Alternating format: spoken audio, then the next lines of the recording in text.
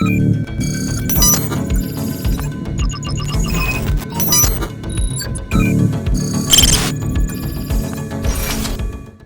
Currency हो, stocks हो या फिर यूरो यूएसडी का पेयर हो, एयूडी यूएसडी का पेयर हो, हम सब अपनी इन्वेस्टमेंट्स करते हैं और उसका सिर्फ और सिर्फ एक ही मकसद होता है और वो होता है पैसा बनाना, प्रॉफिट बनाना।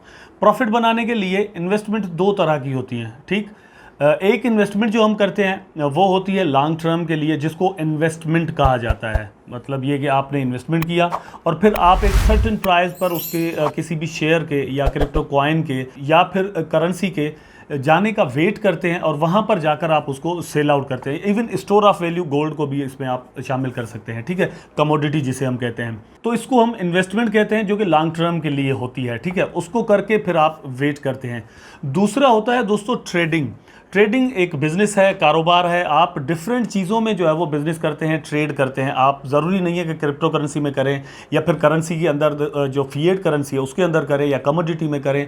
नॉर्मली मतलब यहाँ पर जो हम डिजिटल दुनिया के अंदर करते हैं उस तरह की मैं बात करता हूँ। अदरवाइज़ कमोडिटी में ट्रेड जो है वो बहुत पुरानी है। अब कमोडिटी क्या होती है, कमोडिटीज़ की जो डिफरेंट फार्म्स हैं वो आगे चलकर हम सीखेंगे, लेकिन यहाँ पर कुछ मैं एग्जांपल आपको ज़रूर दे दूंगा। कमोडिटी दोस्तों जैसे एक गोल्ड को हम मतलब कमोडिटी कह सकते हैं, ठीक है। ऑयल को हम कमोडिटी कहते हैं, राइस को हम कमोडिटी कह सकते हैं, बिल्कुल इस तरह, ठीक। दूसरा दोस्तों होता है शेयर्स में। तो वो ज़रूरी नहीं है कि हम सिर्फ शेयर्स में या क्रिप्टो करेंसी या फिर जो फिएट करेंसी है वहाँ पर ही इन्वेस्टमेंट करें। कमोडिटीज़ में भी इन्वेस्टमेंट करते हैं और हम रियल वर्ल्ड में भी करते हैं। बहुत सारे लोग जो है वो ज़ख़ीरा अंदोज़ी करते हैं। फॉर एग्जांपल पता चला कि चावलों की जो प्राइस है वो बढ़ने वाली है अगले 6 महीने में या 2 महीनों में, तो हम उसको स्टॉक करके अपने पास रख लेते हैं 2-3 महीने के लिए और फिर उसके बाद हम उसको सेल आउट करते हैं। बिल्कुल सेम चीज़ जो है वो गंदम में भी होती है, डिफरेंट चीज़ों में यहाँ पर होते हैं। इवन स्टील में भी लोग ऐसा करते हैं। दूसरी होती है ट्रेडिंग, कि आपने बाय किया और फिर थोड़ा प्राइस की जो फ्लक्चुएशंस होती रहती हैं, थोड़ा प्राइस ऊपर गया और आपने सेल कर दिया, फिर आपने वेट किया, फिर आपको एक लगा कि ये प्राइस सही है, वहाँ पर आपने उसको बाय किया और फिर सेल कर दिया। तो ये चीज़ें यहाँ पर हम आज सीखने वाले हैं। टेक्निकल एनालिसिस की बहुत ही इंपॉर्टेंट कुछ पॉइंट्स हैं जो कि मैं आपके साथ यहाँ पर इस वीडियो में शेयर करूँगा और मैं यहाँ पर कंप्लीट करने की कोशिश करूँगा। नेक्स्ट वीडियो में हम एक नया टॉपिक लेकर आएंगे जो कि होगा टेक्निकल एनालिसिस का ही, लेकिन बेसिक्स से हम निकलकर आगे आ जाएंगे, ठीक है। तो फ्रेंड्स, मेरा नाम है एजाज शाह और साइबरवर्स चैनल पर हम टेक्निकल एनालिसिस के ये लेक्चर चला रहे हैं ताकि हम आपको ट्रेडिंग सिखा सकें, समझा सकें कि ट्रेडिंग अगर आप करना चाहते हैं, अगर आप ट्रेड करके पैसे कमाना चाहते हैं तो किस तरह कर सकते हैं। यहाँ पर एक डिस्क्लेमर मैं आपको दे देता हूँ, वो ये है कि बहुत सारे आपने ऐसे एड्स देखे होंगे कि मैंने फॉरेक्स में मतलब ये अरबों डॉलर बना लिए या करोड़ों डॉलर बना लिए। बिल्कुल ऐसा नहीं होता, ये कोई आसान काम नहीं है। भले आप मेरा एक एक लेक्चर 10-10 बार जो है वो सुन लें, लेकिन आप एकदम से एक्सपर्ट नहीं हो सकते। ये बिल्कुल पानी की तरह है कि जब आप तैरना सीखते हैं तो आपको पानी के अंदर घुसना पड़ता है, वहाँ पर कुछ गोते खाने पड़ते हैं, वहाँ पर कुछ डूबने का एक्सपीरियंस आपको करना पड़ता है, कुछ तैरने का एक्सपीरियंस करना पड़ता है। उसके बाद ही जाकर आप बाकायदा तौर पर तैरना सीख जाते हैं और फिर लंबे लंबे गहरे गहरे पानियों में आपको छोड़ा जा सकता है। तो यहाँ पर भी बिल्कुल ऐसा ही है और आपके लिए यहाँ पर डेमोज वगैरह की सहूलत मौजूद होती है। वहाँ पर जाकर आप एक्सपेरिमेंट और एक्सरसाइजेज कर सकते हैं और फिर आप जो है वो सीख सकते हैं। टेक्निकल एनालिसिस दोस्तों, अपनी कल की वीडियो में मैंने आपको बताया था कि technical analysis is nothing but history of the price fluctuations, ठीक है। फॉर एग्जाम्पल ये आप यहाँ पर देख सकते हैं, आपके सामने BTC का चार्ट है।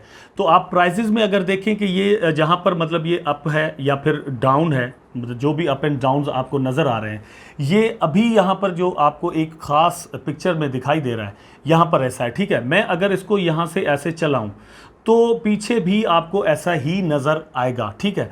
ये जो फ्लक्चुएशंस हैं, ये जो ऊपर और नीचे प्राइसेस चलती रहती हैं, इनको एग्जामाइन करना, इनको नोट करना, इनको समझना एक्चुअली टेक्निकल एनालिसिस है।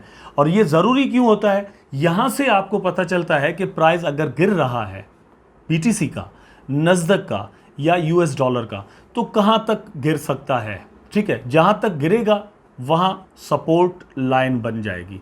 मैं अपनी सेवरल वीडियोस में आपके साथ जो है वो ये चीज़ शेयर करता आया हूँ कि यहाँ पर एक स्ट्रॉन्ग सपोर्ट है, यहाँ पर एक स्ट्रॉन्ग सपोर्ट है। तो सपोर्ट लाइन कहाँ से और कैसे बनती है, यहाँ पर अगर आप देखें तो प्राइस ने फॉर एग्जांपल दोस्तों ये वाला जो एरिया है, यहाँ पर आप देख सकते हैं, जूम करता हूं मैं इसको, ये वाला एरिया आप यहां पर देखें तो ये जो एरिया है यहां पर प्राइस रुका है, ठीक। बिल्कुल सेम तरह से मैं इसको यहां से लाइन लगाता हूं और लेकर जाता हूं इसको बिल्कुल आगे, ठीक है। तो आपको नजर आएगा कि प्राइस जो है वो यहां तक आया था और इसके बाद फिर प्राइस ऊपर चला गया। और ये कब की बात है, यहां पर आप देखें तो ब्लू लाइन जो नीचे अभी मैंने लगाई है, आप पीछे चार्ट में भी ये नीचे देख सकते हैं, ये मैंने किस लिए लगाई है और किस चीज को देखकर लगाई है। यहां पर अगर किसी ने इसको जो है वो एनालाइज किया होगा इस एरिया को, तो वो समझ जाएगा कि ये ठीक है, प्राइस ऊपर गया है, लेकिन सपोर्ट लाइन कहाँ बनती है। अब ये support line, strongest support line यहाँ पर बनी, ठीक। लेकिन इससे ऊपर भी एक सपोर्ट बन रही है, और वो सपोर्ट कहाँ पर बन रही है, ये आप यहाँ पर देखें कि प्राइस जो डाउन आया है तो यहाँ पर ये इस तरह से डाउन है। ये मैं सीधी लकीर खींच रहा हूँ ताकि आपको पता चले। यहाँ पर दोस्तों प्राइस मतलब नीचे आने के बाद फिर ऊपर चला गया था, तो ये एक सपोर्ट बन गई। अब जिसको ये इसको एग्जामाइन कर पाएगा, वो यहाँ पर जब प्राइस नीचे आने लगेगा तो समझ जाएगा कि यहाँ तक आ सकता है, ठीक है। और वो अपनी जो एंट्री है बाय करने की, वो इस जगह पर मार सकता है, यहाँ पर, ठीक है। और यहाँ से आपको पता भी चलेगा कि प्राइस जो है वो थोड़ी देर के लिए ऊपर भी गया फिर नीचे आया। ये बाद में क्यों नीचे चला आया, वो अलग फंडामेंटल्स हो सकते हैं, अलग टेक्निकल्स हो सकते हैं, चार्ट के अलग अलग टाइम फ्रेम्स भी हो सकते हैं। तो ये मैंने जो अभी आपको सपोर्ट लाइन समझाई है, इसी तरह से दोस्तों मतलब रेजिस्टेंस भी होती है। अगर प्राइस ऊपर जाने लगे, ठीक है, तो यही चीज़ रेजिस्टेंस बन जाती है। फॉर एग्जांपल यहाँ से प्राइस जो है वो ऊपर जाने लगा तो ये एक रेजिस्टेंस बन गई, ठीक है। यहाँ पर ये रेजिस्टेंस बनी है, इसको टच करने के बाद प्राइस नीचे आया और ये सपोर्ट बन गई, ठीक। और इसको टच करने के बाद या तो फिर जो है वो प्राइस दोस्तों नीचे आ सकता है, अगर नीचे आए तो बहुत ज़्यादा, लेकिन अगर प्राइस इसको बाउंस करता है तो प्राइस जो है वो फिर यहाँ पर जाकर फंसेगा। ये जो ब्लू लाइन मैंने दोस्तों बनाई है यहाँ पर, ये आप देख सकते हैं, यहाँ पर देखें आप पीछे, ठीक है। तो ये सपोर्ट लाइन को टच करने के बाद आपने देखा प्राइस फिर नीचे आया, ठीक। उसके बाद जब ऊपर जाने लगा तो यहाँ पर जाकर प्राइस रुका, ठीक है, एक बार रुका, फिर ये रेड एरो बना है, रेड कैंडल बनी है यहाँ पर, उसके बाद प्राइस ऊपर गया है, ठीक। तो इसको एग्जामाइन करना एक्चुअली ये ही टेक्निकल एनालिसिस है। अभी मैं आपको सपोर्ट एंड रेजिस्टेंस कंप्लीटली नहीं समझा रहा, इसका एक अलग चैप्टर आएगा, अलग मैं वीडियो बनाऊंगा इस पर, सपोर्ट एंड रेजिस्टेंस जो किस तरह से हम निकाल सकते हैं। यहाँ पर थोड़ा ओवरव्यू आपको मिल चुका है, लेकिन वहाँ पर डिफरेंट टाइम फ्रेम्स और उसमें उसकी जो इंपॉर्टेंस है वो समझेंगे। तो यहाँ पर सिर्फ मैं आपको ये एग्जांपल दे रहा था कि इसी को टेक्निकल एनालिसिस कहते हैं, और कोई भी इसमें रॉकेट साइंस नहीं है। ये चीज़ डिफरेंट जो लोग थे, तकरीबन आज से 400-500 साल पहले से लेकर स्टॉक्स में ट्रेडिंग जो है वो, कमोडिटीज़ के अंदर जो है वो ट्रेडिंग चल रही है। तो जो लोग ट्रेड करते थे, ज़ख़ीरा करते थे, स्टॉक करते थे चीज़ों को अपने पास, और फिर सही वक्त पर प्राइस जब बढ़ जाएगा या मौसम जब उन चीज़ों का नहीं रहेगा। फॉर एग्जांपल आप देखें, मैंगोज़ एक स्पेशल मौसम में हमारे पास सीज़न में आते हैं, ठीक। लेकिन अब स्टोर रूम्स बने हुए हैं, वहाँ पर आप स्टोर करके मैंगोज़ को रख सकते हैं। तो जो मैंगो स्टोर में चला जाता है वो आप सीज़न के बाद भी खा सकते हैं या उसको सेल कर सकते हैं, लेकिन उसका प्राइस आपको अच्छा मिलेगा। तो यहाँ पर भी बिल्कुल यही चीज़ है, आप स्टोर करके रखेंगे। 400 साल पहले से लेकर ये सारा सीन चल रहा है, तो वहाँ पर लोगों ने आहिस्ता आहिस्ता करके प्राइस की इन फ्लक्चुएशंस को नोट करना शुरू किया, और फिर आहिस्ता आहिस्ता इसको टेक्निकल एनालिसिस में मतलब ढालना शुरू किया। अपने एक्सपीरियंसेस दूसरों तक पहुँचाने के लिए बुक्स भी लिखी। ये नेक्स्ट वीडियो में आएगा कि किसने बुक्स लिखी और मतलब ये कब लिखी, वो बंदा कौन था, ये सारी चीज़ें मैं वहाँ पर ज़रूर कवर करूँगा। लेकिन ये जो आज मैंने आपको समझाया है कि टेक्निकल एनालिसिस एक्चुअली है क्या, और मैंने आपको ये चार्ट पर ये सारी एग्जांपल देकर दोनों चीज़ें सपोर्ट एंड रेजिस्टेंसेस बनाकर जो है वो मैंने आपको दिखाया है। इसी तरह से दोस्तों ये नस्दक का चार्ट आपके सामने है, आप यहाँ पर देख सकते हैं, बिल्कुल वही चीज़ें यहाँ पर आपको नज़र आएगी। आपको मतलब उसमें चेंज आपको नज़र नहीं आएगा, आप समझेंगे कि ये शायद BTC का ही चार्ट हो या इथेरियम का हो, मे बी, या शिबा इनू का हो, लेकिन ये नस्दक का चार्ट है। अच्छा, मार्केट को देख लें तो पूरी मार्केट जो है वो बेरिश है, ठीक है, सिर्फ जो है वो क्रिप्टो मार्केट नहीं है। उसके बाद मैं आपको दिखाता हूँ यूरो USD का चार्ट। ये भी अगर आप देखें तो बिल्कुल आपको सपोर्ट एंड रेजिस्टेंसेस उसी जगह पर नज़र आएंगे, ठीक। यहाँ पर अगर आप देखें तो ये जो है वो यहाँ पर एक डाउन ट्रेंड बनता है, ठीक है, और यहाँ पर ये एक up trend, for example upside बनती है, तो ये रेजिस्टेंस बन जाती है और यहाँ पर एक सपोर्ट बन जाती है, बिल्कुल सेम तरह से।